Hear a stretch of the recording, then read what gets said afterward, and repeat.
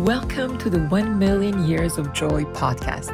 I'm Dr. Andrea Benaker, your host, and my intention is to inspire you to find more joy in your life through the stories from our guests and the science on joy and purpose.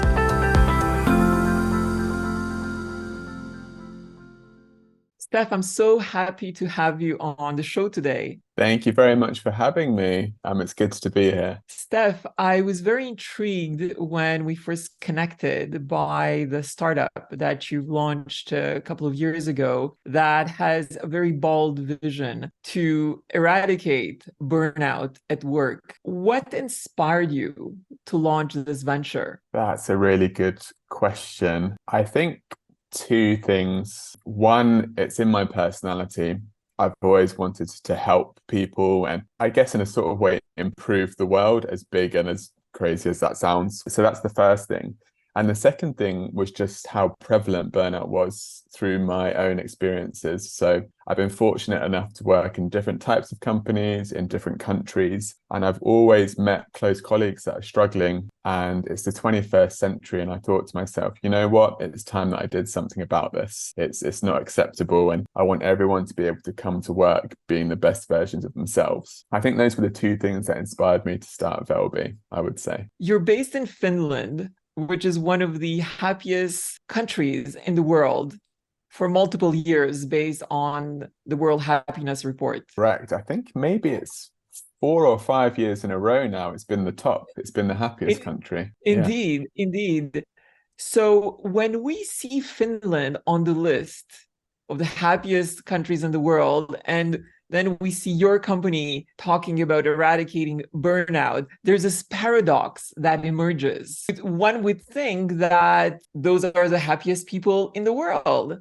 So what can you share with us about this paradox? Or what has your experience been living in Finland? And what is truly the happiness level or the joy level that you've seen around you? Yeah, again, some really good questions. And I haven't actually thought of that paradox before until you've mentioned it now.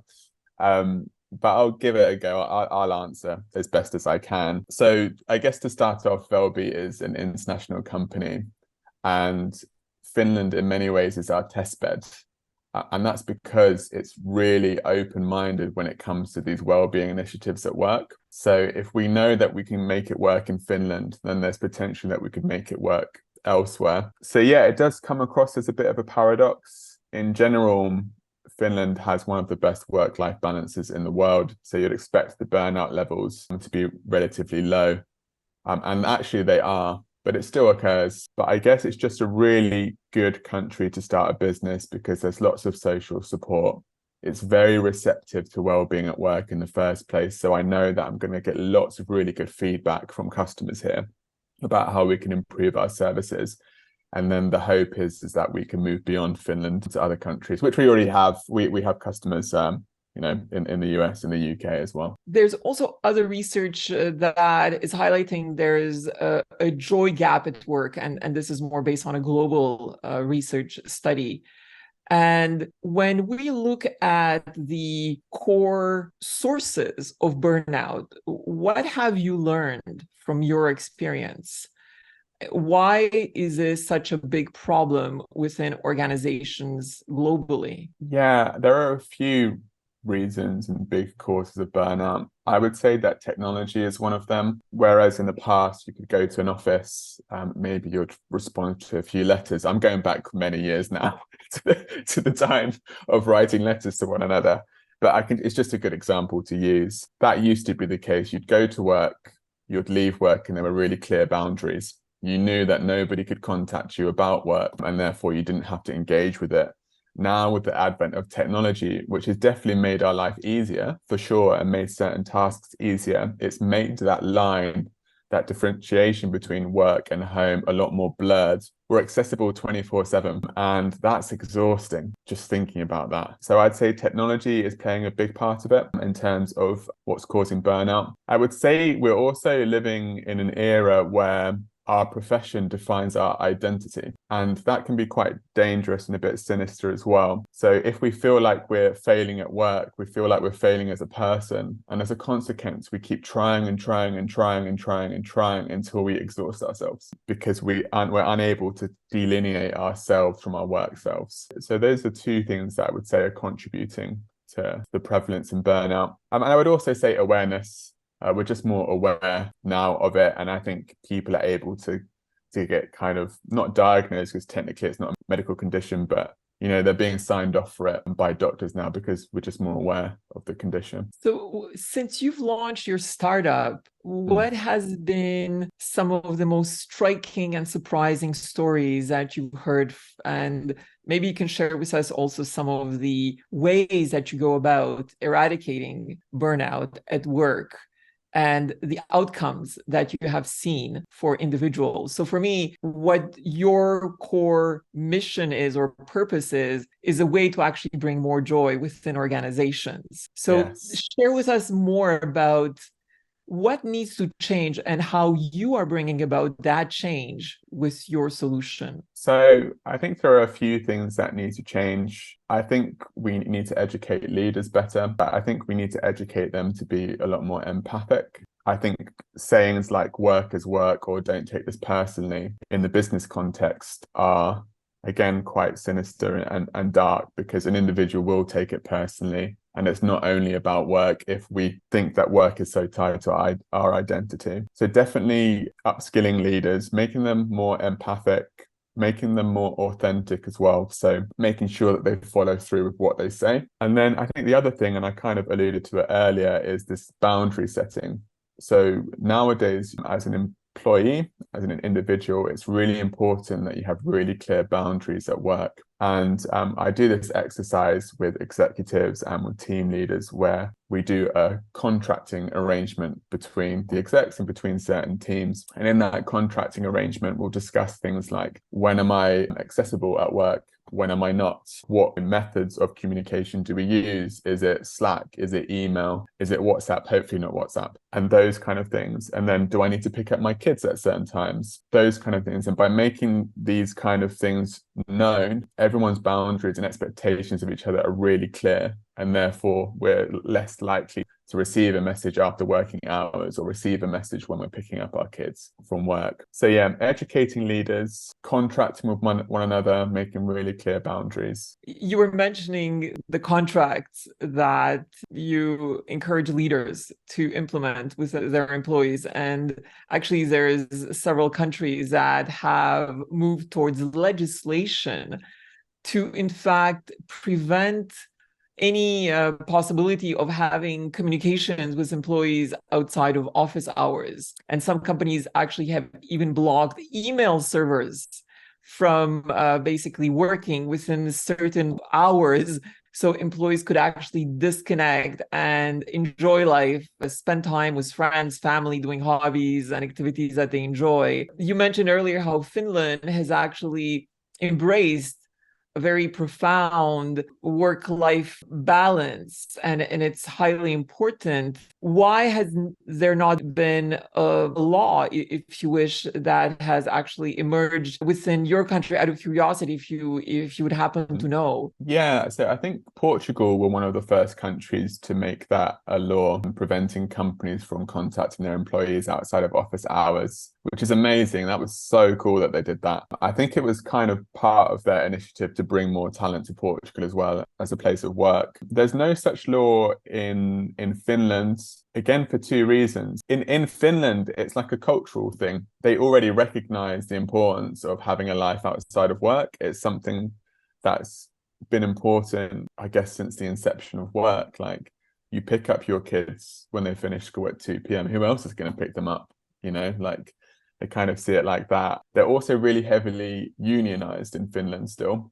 So every single profession has a really strong union.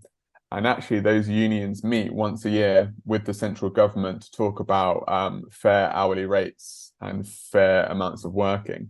So in a way, you could kind of say that the unions are creating those boundaries for the employees. With the unions, it says things like, this is, how many hours that the profession should work per week, and this is the standard salary. When it comes to places like the UK, which is my home country, my native country, I think there aren't any laws yet because of fear. I think fear from the top level executives that people are going to work less and they're going to make less profit, that the company is going to fail. And as a business owner, actually, I get it. I completely get it. It can be difficult when you're up against it to be like, okay, we need to give everyone a bit more time off, because you're looking at the finance sheet being like, oh, well, like we have quite a lot of overheads and our runway is maybe only 3-4 months. Is this the right decision to make? The answer is yes, because all the scientific research points to the fact that if employees are able to recover properly, even work 4 days a week, they're still as productive and the companies are actually more profitable. But it's one thing to read it and it's another thing to do it. And perfectionism that you've touched upon earlier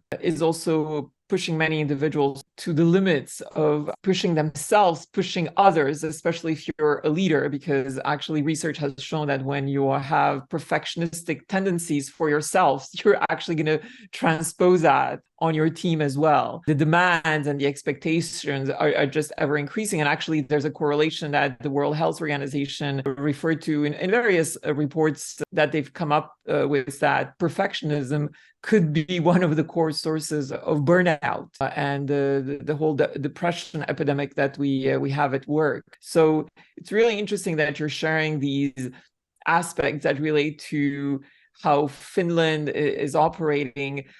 What can you share with us that from your experience, particularly since you're originally from the UK, you're living in Finland, what are some striking differences in terms of how individuals in these different countries look at their lives, look at finding joy? I think one of the biggest differences is that when I ask someone in the UK how they're doing, they'll respond with how they're doing at work. Whereas in Finland, if I ask them how they're doing, they'll talk about a hobby that they did. And that was really interesting and fascinating for me when I moved here, because, being in the UK, you don't notice that that's what you're doing. But that's how I would answer questions when I first moved to Finland as well. It's like, yeah, it's going okay.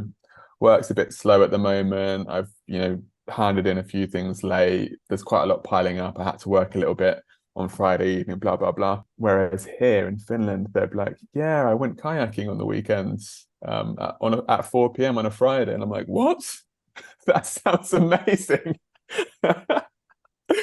And so, yes, so culturally, work is a bigger part of UK people's identity, and less so in Finland. It's a bit more balanced, a bit more shared. So I would say that's how Finns find joy. They recognize that hobbies are really, really important, and they try everything from painting, even if they're not a painter, to learning how to navigate a boat, even if they haven't done it before. That's quite a striking difference between finding joy, I would say. And these pursuits and experiences that people in Finland have outside of their work environment. Sometimes we may hear in other parts of the world, companies engaging in various team activities to actually bring more fun and more joy into the workplace, allow people to connect and so on. Do you have that reality as well within the work environment? And also, do you see a striking difference between how things are done in the UK versus in Finland in terms of team activities, team bonding? Yes. So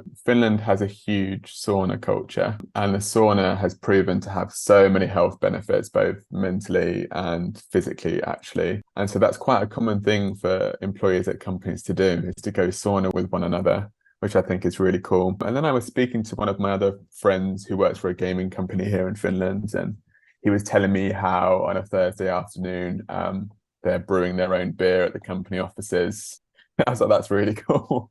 And then another one of my friends who works for a tech company here was saying how he has access to the office and he's allowed to have one party a year in the office with all his friends and just use that as an office space. There's a huge level of trust in Finland, a level of I've never really experienced before. I can leave my bike out unlocked anywhere. I can just leave things about and it will be in exactly the same place that I left it. When you get on the subway, you don't have the ticket machines to make sure that you've got a ticket. They just trust that you bought one before you get on, and all of these kind of things. So yeah, there are lots of great fun initiatives that people engage with in Finland. I would say that actually my friends and family in the UK also have those things at work, but it tends to be after work. So like an add-on rather than like during the day. And that's quite a big difference. So it actually increases the length of time that you're spending at work. And I don't know if that's the best way of having those initiatives, especially if you have a family, right? So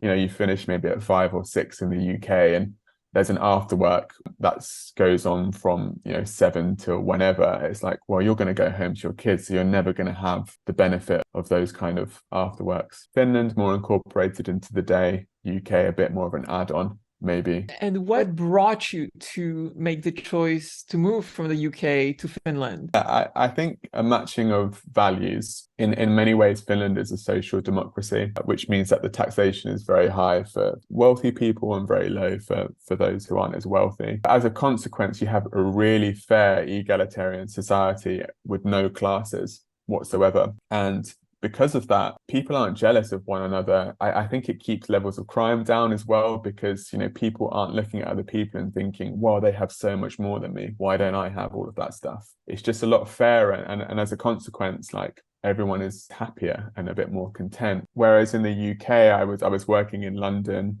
part of the rat race, and your goal is to climb up that corporate ladder as quickly as you can, because firstly, that's what we think success is. But secondly, living in London is expensive and you just need to, it's crazy expensive. But as a consequence of that, society is really stratified, and the difference between the haves and the have-nots in the UK is startling. And I think that's what makes people there unhappy, because they see that they have less than the person next to them. And whereas here in Finland, they don't see that. They're like, oh, yeah, they've got the same as me, and therefore I'm content. Has your joy actually increased as a result of this life choice? So much. Yeah. I finish work at 4 p.m. On a Friday, I go to my local sauna club as well, which is a perfect way to kind of end the week. I live in a beautiful city, which is quite small, and I have really easy access to the beach and to the Great Lakes and all of these kind of things. And yeah, it's really, really great. And there's less pressure at work as well. There's an understanding that if you do one good thing in the day, that's enough. But it's really unusual. And I can't remember if you've lived in multiple countries. I have, yes. You have. So like you'll understand this. Like, having moved here, it's the first time in my life where I feel like I have a choice about how I approach my life, because things here are done differently. And when I was in the UK, I just assumed that that's how things were done everywhere, basically. But now, living in Helsinki in Finland, it's okay for me to finish work at 4 p.m. and go kayaking. And I can choose that. That's really cool. I wouldn't be considered being lazy or clocking off early, like I might be if I was in the UK. And it's amazing having that choice. But then also, like, makes you question all the choices you've ever made in your life. But anyway, that's for another time. Yeah. Talking about that, are there any regrets that you have about the past, or anything that you may wish to change that could have potentially brought you more joy? What's your view on that? I wish I just realized some of these things earlier. I think I was really set on getting to the top of the corporate ladder in London because I thought that's what I wanted. And actually, now reflecting on it, it's not what I wanted. It's what was happening around me, and I didn't want to get left behind. It's really difficult going against the grain. But now I'm a bit more confident to do that. But then again, I'm also just being realistic. The decisions I made back then were probably right for me back then, because that is what I knew. In a sense, I don't have any regrets because of that. Those decisions were right for me then, they're maybe not so right for me now. I hope this doesn't sound too profound, but I know myself better now as well, now that I'm in my mid-30s. And I kind of wish that I'd known that earlier as well, because when I know myself better, like I do the things that I actually like doing and not the things that I think I should be doing. For example, I've really got into strategy board games recently. It's actually a little bit of an obsession and addiction, maybe an unhealthy one now, but like it's something that I loved as a teenager that I thought, when you become an adult, you're supposed to grow out of, because you can't be playing games your entire life. But now I'm playing games my entire life, and I'm so happy because of that. So yeah, channeling your inner child is the best thing to do. It will bring you so much joy. I fully agree. And I just have to look at my kids every single day and how they look at the world at various ages. I mean, if I really look back when they were super, super young, and even now, I mean, it's just beautiful to see the innocence and the perspective they have on life. And their vision is really just about having fun, right? How can I maximize my amount of fun every single day? And I think you're saying that also resonates very much with your own purpose, right? Tell us more actually about that. How did you find your purpose? And share with our audience what it's all about. I think it came through trying lots of different things and working out what it is that I didn't like first. So I quickly found out that I didn't like wearing a suit. Yeah. Oh man, I lived such a trivial life. So I was thinking, well, maybe the corporate sector isn't for me anymore. Then I kind of found that I didn't like doing one particular task. So like one particular role, I had to keep changing like every year, every 2 years. So then I was like, well, maybe working for someone else isn't good for me either.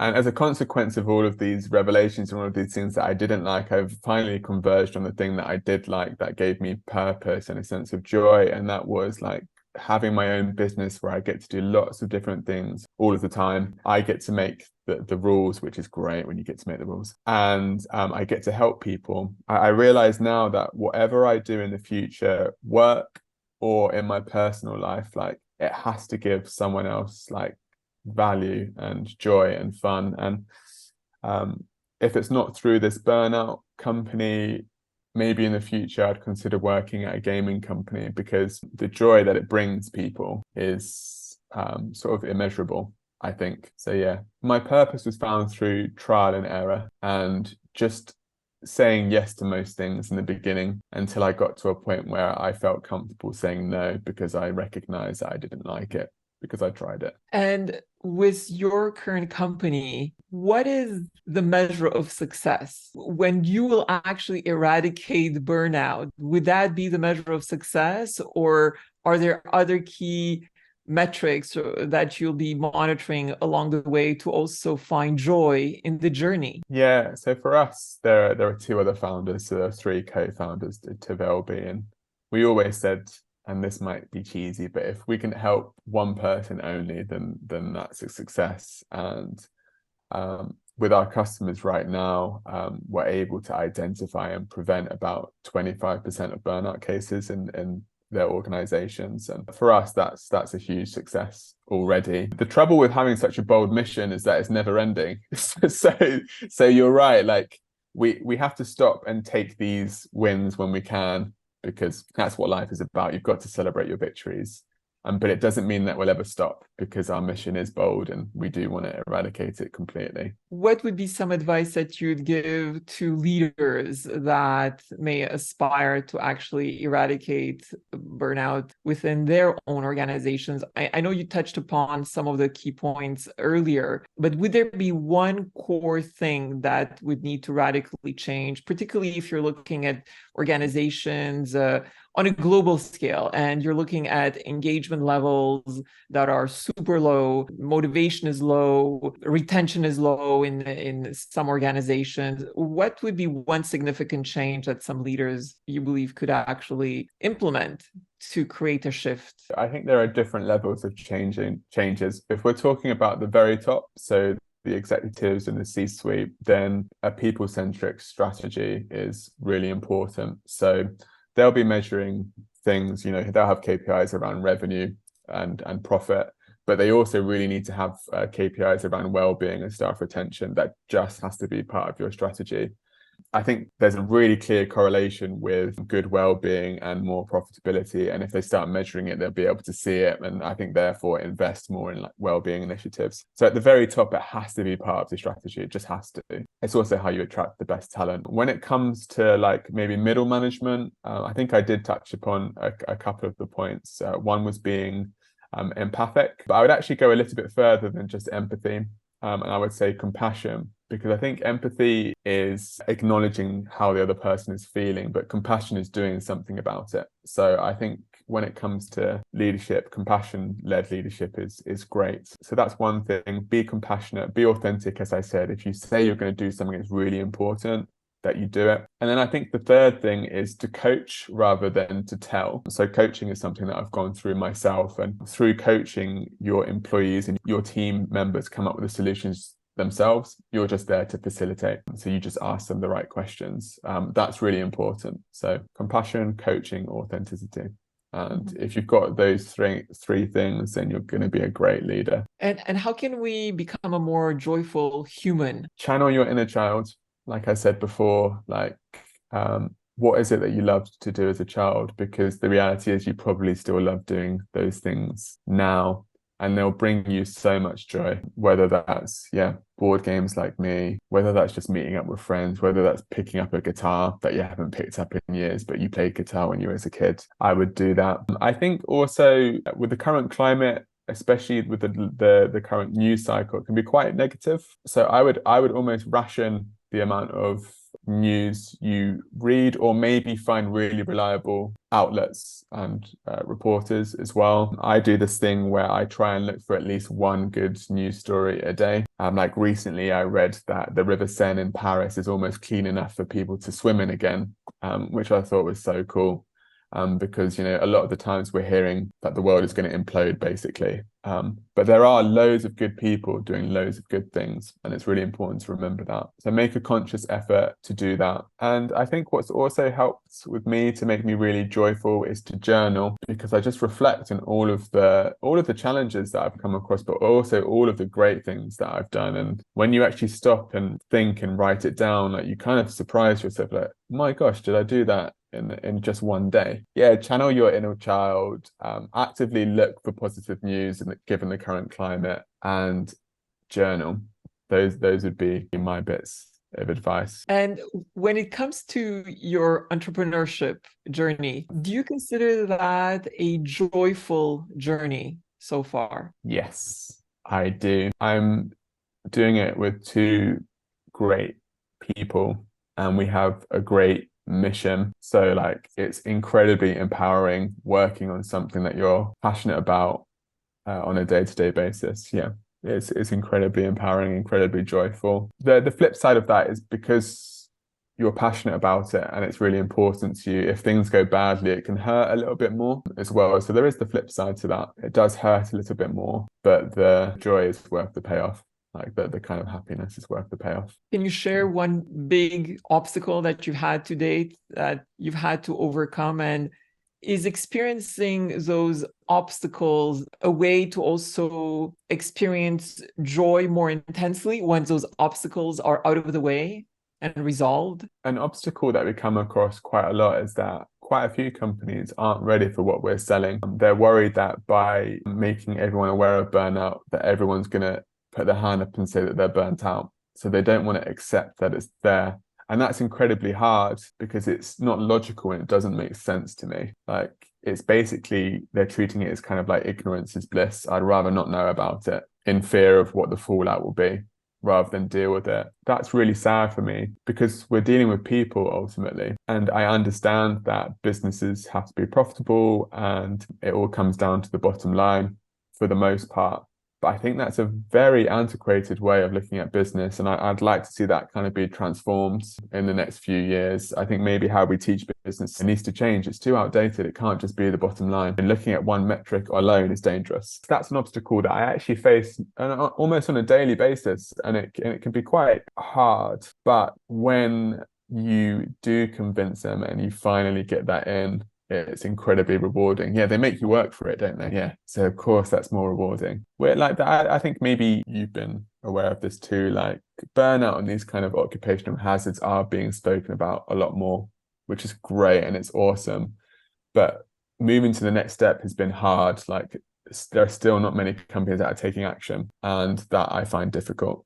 It's still going to take a few years, I think, before everyone does. Yes, let's all hope that we're heading in the right direction indeed, for more leaders and organizations to embrace the importance of the well-being of their employees and even the well-being for themselves. Because I would say prioritizing your own well-being as a leader and showing everyone that it is important and there's so much research around this that actually shows how your mental clarity, your creativity, your productivity is so much more enhanced when your vitality and your energy is high rather than low. And if you have too many lows after, weeks and months, yes, it will lead to burnout. I think it's important that leaders begin taking care of themselves more rather than saying, "Oh, I've only slept 4 hours last night," and it's almost like a badge of honor to some extent for some, sadly. Yeah, it is. Again, because we define that in society as success. That's what success looks like. But I actually think we need to flip it on its head. So success should be having free time to do what you want. So we need to start promoting that kind of lifestyle rather than the other way around. So like, look at me, I've got all this free time to do all this stuff. That's what success is for me. Maybe not for everyone. It's never true for everyone. And there's more and more companies that have began the trend to shift towards a 4-day work week to actually give employees more free time. What is your view on the importance of deploying such strategies? I'm a huge advocate for it, as I'm sure you can imagine, and given what I've been saying in this podcast so far, mainly because the research just all points in a positive direction. Like there have been hardly any negative outcomes from companies trialing a 4-day work week. And actually, Velby, my company, has a 4-day work week as well. And I feel like I'm cheating in life almost. Like, and this is going to sound really lame now, actually, but like depending on what day I take off. But if it's a Monday and I've got a long weekend, I'll do my chores for the week on that Monday and then feel like I've won. Somehow it's like, yeah, I've beaten the week. Like, because I know that when Saturday and Sunday comes, I don't have to put the vacuum round or I don't have to do like any washing. I should be using that to do much more fun stuff. But anyway, so yeah, I'm a big advocate for the 4-day work week. They trialed it in the UK last year. It was really, really successful. Productivity levels stayed the same. Revenue increased on average by 1.4% for the 61 companies that were involved. And although that's very little, given the fact that their workforce are now working 20% less, that's quite incredible. So I think there are only positives from working a 4-day week. And just to add that the 5-day work week is based on very antiquated working life. In fact, I think it stems from the Victorian era. So it's about time we probably updated it. With more free time, we can actually do more fun things in our lives. What are some fun activities or hobbies that you envision to pursue, or some fun facts that you'd like to share with our audience? I like to go like foraging in the forest, and Helsinki in Finland has lots of forest, tons and tons and tons. And right now it's mushroom season, so I'm picking chanterelles, which is really fun. Last month it was like blueberry season. The month before then it was strawberry season. I need to make the most of it because it's going to get cold really, really soon and everything's just going to be completely frozen. But that's a really lovely hobby that I like doing. And as we know, being in nature is proven to dramatically increase your mental health. And you feel it like after a day of like being in the forest and picking stuff, I get home and I have this feeling of tiredness, but it's more like a content tiredness. And not like I'm going to pass out like instantly. It's like, like I feel good. That's one thing. I also play a lot of football or soccer, depending who's listening. Where I come from, it's a religion. Like you have to support someone and you have to play it. And so I play twice a week as well. And unfortunately, I think my prime years are over. Like it takes me so long to recover from a football match these days. Oh my goodness. But it's still a lot of fun. And the board game thing, yeah, that's become an obsession. Great.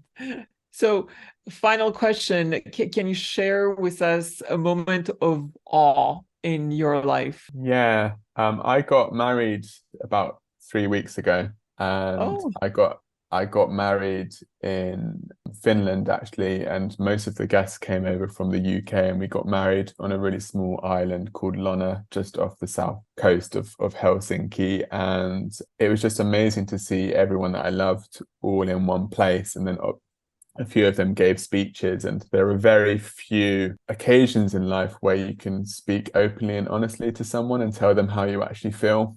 Because if you meet up with someone for coffee, it feels a bit strange maybe doing that, to be like, I really love you, or I think you're really fantastic, or like that you inspired me to do this, this, and this. So it's one of those moments where like it was just an influx of positivity and lovely things being said to me. And off the back of that, I've actually tried to make a conscious effort to do that in more day-to-day situations, just to remind people like how much I value them and like how like wonderful I think they are. It makes me feel good as well. It's not completely selfless. So, yeah. beautiful. Well, congratulations. And thank you for sharing that story. How beautiful. Steph, this has been really a great pleasure to have you on. Thank you so much for sharing your wisdom, your experiences, and your journey so far. I wish you continued success in all your endeavors, personal and professional. And may you continue finding as much joy and fun in everything that you do every day. Thank you. Thank you so much, Andrea. And thank you for being a great person and running something like this. It's amazing. I love it. It's great. We need more people like you. Thank you.